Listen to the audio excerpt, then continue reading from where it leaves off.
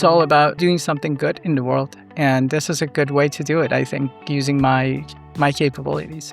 My name is Misagh Naderi. I'm the CEO of Glint Lab. We are a preclinical histopathology CRO. Glint Lab has been digital pathology CRO first. It was from the inception digital, so we've never had to deal with the non-digital pain points. My background was in building AI for digital pathology, so my perspective on histopathology was that it is digital. So digital pathology is the link that connects us to these clients, embeds our product and our services within their team. So that's key to our work. It opens the door to then use, cutting edge technologies to do image analysis and take that qualitative nature of histopathology readouts to become more quantitative.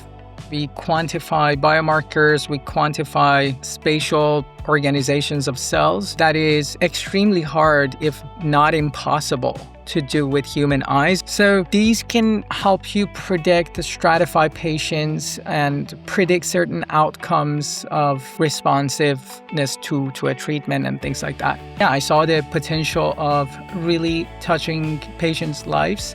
Down the road, obviously, the work that we do is preclinical.